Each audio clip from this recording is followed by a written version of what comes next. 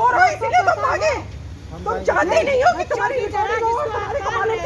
उसकी कमाई खा रहे हो आप। पहले यहाँ से भागे हो, भागे आप, ठीक है। देखिए पशुओं के साथ क्या क्रूरता आज उत्तराखंड में हो रही है। खबर को शेयर करते रहे, फॉलो करते रहे चैनल को। बता दीजिए आप थोड़ा सा। कोई दिक्कत नहीं, अरे भाई बताए तो ना, कोई दिक्कत नहीं, बताते हैं, सब बताते हैं आपको, टेंशन क्या है। आपका नाम क्या है? हाँ जी, राकेश रैली, राकेश रैली। आपकी बन रही है बिल्डिंग, किसकी बन रही है? अब और किस जानकार की बिल्डिंग है? एक मिनट थोड़ी बंद कर लेती हूँ, बंद करके बात करते हैं। आप कॉन्ट्रैक्टर्स हैं, किस लिए बंद करके बात करेंगे सर? प्लीज टेल मी, किस लिए? You are not going to tell us कि हम क्या करेंगे। इंसानों की मानसिकता को ये हुआ क्या है। और आप हर हर महादेव पहाड़ की दहाड़ में स्वागत है आप सभी दर्शकों का। क्रांतिकारी सुरेंद्र सिंह रावत। और आज हम यहाँ पर ये देखिए देहरादून के बैल चौक पर यहाँ पर आए हैं और लगातार आप देखते हैं कि पहाड़ों से पशुओं की क्रूरता आना तो एक अलग बात है, आम बात है। लेकिन आप ये देख सकते हैं कि शहरों में भी जहाँ पर आधुनिक मशीनों से काम कराया जा सकता है, वहाँ पर ये जो है गधों से काम कराया जा रहा है। 10 माले की ये 6 से 7 माले की ये बिल्डिंग बन रही है ऊपर। और इसके आप ये गधों को देखिए, इनसे काम कराया जा रहा है। यहाँ पर कितनी क्रूरता आज यहाँ पर उत्तराखंड में हो रही है। और इतनी ही शर्म की बात है, इतनी शर्म की बात यह इसलिए है कि हम यही कहना चाह रहे हैं कि जब आधुनिक ज़माना है, आधुनिक जो है मोदी जी भी कहते हैं देश के प्रधानमंत्री जी की टेक्नोलॉजी का ज़माना है, तो टेक्नोलॉजी के ज़माने में और वो भी स्मार्ट सिटी देहरादून में अगर गधों से काम कराया जा रहा तो इससे बड़ी शर्म की बात और क्या हो सकती है। ये यहाँ पर इनके तमाम जो है वर्कर भी है। और आप ये देख सकते हैं कि देखिए आप यहाँ पर जो है यहाँ पर लेबर काम कर रहे हैं इतने बड़े भवन में। मैं दोबारा दिखाना चाहूँगा, ये इतना बड़ा भवन है और 6 से 7 माले का ये भवन बन रहा है देहरादून के अंदर। इन लेबरों की स्थिति आप देख सकते हैं कि ये जो काम कर रहे हैं, छोटे छोटे बच्चे यहाँ पर आप देख सकते हैं कि छोटे बच्चों को भी यहाँ पर साथ में रखा गया है। और इनके पास न कोई सेफ्टी तरह के किसी भी प्रकार के जो है कुछ इन्होंने कोई हेलमेट नहीं पहना, कोई दस्ताने नहीं है, किसी भी प्रकार की चीज़ें नहीं है। और इस तरीके से काम आज यहाँ पर देहरादून में कराया जा रहा है। आप ये देखिए कि देश के प्रधानमंत्री बोलते हैं कि खुशहाल भारत, विकास का भारत, ये कैसा विकास हो रहा है। यहाँ पर बच्चों को जो है इतने बड़े निर्माण के आगे यहाँ पर बच्चों को भी यहाँ पर रखा जा रहा है। तो किस प्रकार का काम यहाँ पर हो रहा है ये देखना चाहिए जिला प्रशासन देहरादून को। नहीं, आप पश्चिम बंगाल से आ रखे हो यहाँ पर, लेबरी करते हो? कौन लाया आपको यहाँ पर? हम लोग एक ही लाया, हमारा मर्जी से। कौन लाया? हमारा मर्जी से, मेरा परिवार, मेरा आदमी, हमारा मर्जी से आता हम। अच्छा, बस हम जहाँ रहते पश्चिम बंगाल से आ रखे हैं यहाँ पर। कितने जने हो आप? यही बस। पंजीकरण हो रखा है आपका? है पंजीकरण हो रखा है आपका? आधार कार्ड वगैरह है यहाँ का? आधार कार्ड वगैरह है? सब है। दिखा दो जरा, है तो। ये जो आपके लेबर है इनका पंजीकरण हो रखा है?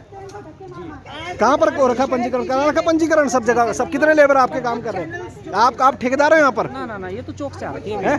तो आप ऐसी चौक से लेबर को उठा के लाते हो? पंजीकरण नहीं इनका कोई आपके पास? इतना बड़ा भवन निर्माण हो रहा है इनका। नहीं, आप एक चीज बताओ, एक दिन के लिए कौन पंजीकरण कराएगा? क्यों नहीं कराएगा? आप इतना बड़ा भवन निर्माण, किसी की हत्या हो जाती है, कुछ घटना हो जाती है, कौन उसका जिम्मेदार है? पंजीकरण क्यों नहीं कराया आपने? श्रमिक कार्ड है इनका?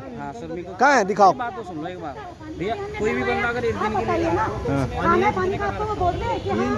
क्यों?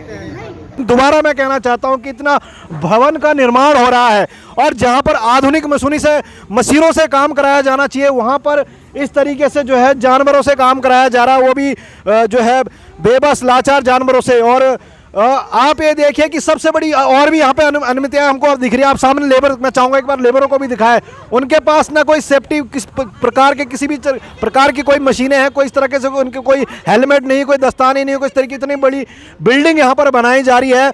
हम ये कहना चाहते हैं, यहाँ पर ये ऑनर भी है पीछे के तमाम इनके जो ऑनर खड़े हैं, ये जवाब देने के लिए भी तैयार नहीं है। सबसे बड़ी बात यह है कि जो विभागीय स्तर के लोग हैं, अधिकारी हैं, उनको भी ध्यान देना चाहिए, एमडीडीए को ध्यान देना चाहिए, नगर निगम को ध्यान देना चाहिए, जिला प्रशासन को ध्यान देना चाहिए कि उत्तराखंड के अंदर, राजधानी देहरादून के अंदर अगर इस तरीके से निर्माण हो रहे हैं और उस पर इस तरीके से अनियमितताएं हो रही है तो उस पर ध्यान जो है जिला प्रशासन को देना बहुत जरूरी है। और ये शर्तें भी रखना बहुत जरूरी है कि आप इस तरीके से जो है पशुओं के साथ क्रूरता ना करें, उनसे इस तरह का काम ना कराएं। पहाड़ की दहाड़ में आप बने रहें, खबर को शेयर करते रहें। हर हर महादेव। आप सिर्फ कॉन्ट्रैक्टर है ना? आपके खिलाफ कुछ नहीं बनता, वैसे क्या खड़े हो जाइए। आप सिर्फ कॉन्ट्रैक्टर है, बिल्डिंग के लिए ना। आप ये बताइए इसका कॉन्ट्रैक्टर कौन है? ये you are the builder. Can we know the name? We do not care. ये अपराध आपके premises में आप डन, आप जो कह रहे हैं आप सब ठीक है ना, accept करा, वो नहीं देगा, बताया। वो तो जाएगा जेल और आप लोग भी सब मुकदमा होगा Done, ma'am। और आप पर डे इनका फ्रंट क्वेश्चन दोगे, ये सोचो, ये हम काम नहीं करेंगे। ओके ठीक है, आप बताइए। तो अब आप यहाँ से थाने चलिए, हम लोग थाने लेके चल के इसमें मुकदमा दर्ज करेंगे।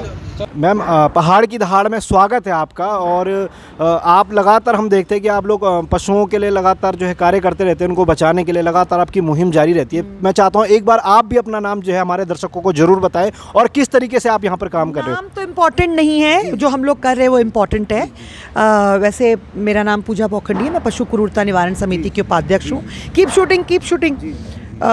सो बेसिकली यहाँ पर ये देहरादून में सारे हमने पिछले 1 महीने में न जाने कितने छापे मारे हैं और इसी किस्म की 8-8, 10-10 माले तक बिल्डिंगों में ये खच्चर काम कर रहे हैं। मैम जैसे पहाड़ों से तो आम बात होती है कि खच्चरों से काम कराया जाता है, लेकिन आज प्रदेश के अंदर और स्थायी राजधानी देहरादून शहर के अंदर जहाँ पर आधुनिक मशीनों से भी काम कराया जा सकता है, क्या कारण है, कौन लोग हैं जिनकी ऐसी मानसिकता है जो जानवरों से काम करवा रहे हैं? बात आधुनिक मशीनों की नहीं है, बात लॉ की है।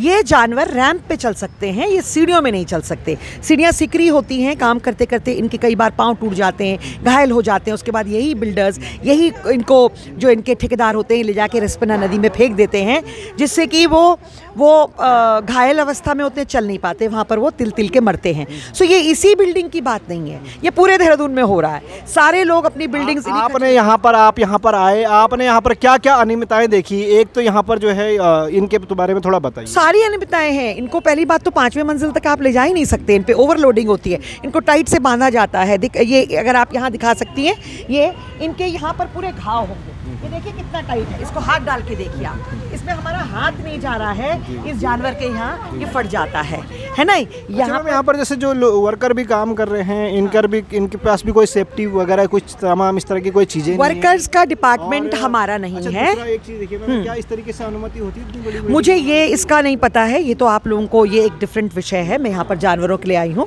जानवरों के साथ जो क्रूरता होती है वो बहुत ज़्यादा लेवल पे होती है। आपकी आगे की कार्रवाई क्या रहेगी इसमें? आगे हम बिल्डर पे मुकदमा करेंगे, हम कॉन्ट्रैक्टर पे मुकदमा करेंगे और हम इसमें PIL डाल के इसके छानबीन करेंगे कि ये किस तरह से कंस्ट्रक्ट किया जा रहा है। बट बेसिक मुद्दा हमारा इन जानवरों को बचाना है, ये हमारा मुद्दा है। इन पे क्या विभाग कोई काम नहीं कर रहा है इसमें? मतलब जिस तरीके से मैं जो पशु क्रूरता निवारण समिति है, इसमें 13 द्वारा तो लगातार संज्ञान लिया जाता है। हाँ, इसमें 13 विभाग हैं। बट मैं सही आप बोल रहे हैं कि अगर इसमें पुलिस का, प्रशासन का, जो कि ये एक statutory body of the government है, इनमें अगर उनका इन्वॉल्वमेंट ज़्यादा हो तो शायद तभी हम इनके लिए न्याय ले सकते हैं। नहीं तो हमारे कोर्ट कचहरी, पैसे खर्च जो भी हम लोग करते हैं। आपका कोई सुझाव हो कि पशु क्रूरता को उत्तराखंड में रोका जाए, तो आपका क्या पर्सनली कोई सुझाव है तो बताइए। पहली बात तो यहाँ पर जो हमारे मंत्री हैं, हालांकि वो काफ़ी हमारे साथ सहयोग करते हैं, बट मैं मंत्री जी को आपके चैनल के माध्यम से बोलना चाहती हूँ कि आपका इन्वॉल्वमेंट बहुत आवश्यक है। DM साहब का इन्वॉल्वमेंट आवश्यक है, SSP साहब का क्योंकि ये सब इसी संस्था के पार्ट हैं। तो मुझे लगता है क्योंकि सिर्फ जानवर है इसलिए वो सोचकर कि जानवर तो बना ही इसके लिए है, ये बहुत उदासीन व्यवहार है। इसको बदलने की ज़रूरत है, मुकदमे करने की ज़रूरत है और इस केस को सही मुकाम तक पहुंचाना प्रशासन की भी जिम्मेवारी है जितनी कि मेरी है। हम सबका दायित्व है। गांधी जी कहते थे कि एक समाज को अगर आपने देखना हो कि उसकी समाज की पहचान इस तरह से होती है, वो अपने जानवरों के प्रति कैसे व्यवहार करते हैं। लेकिन आप देखिए, हम अपने जानवरों के प्रति इतना बुरा व्यवहार करते हैं, तो आप खुद सोचिए हम किस किस्म का समाज है, हम किस किस्म से अपनी आने वाली नस्लों को बता रहे हैं कि हम किस किस्म के लोग हैं। We are inhuman people, we are intolerant people. हम एक ऐसे निहीर प्राणी पे वो कर रहे हैं जो अपना बचाव नहीं कर सकता। और खच्चर बेचारा ये तो डंडे खा के पूरी ज़िंदगी जाता है। तो मेरा ये सुझाव है कि इसके लिए प्रशासन और शासन सभी को इसमें इन्वॉल्वमेंट होना चाहिए। हाँ जी। तो ये है पूजा भोखंडी जी, जो लगातार पशु क्रूरता के लिए ये और इनके सभी साथी, समिति के साथी लगातार कार्य कर रहे हैं।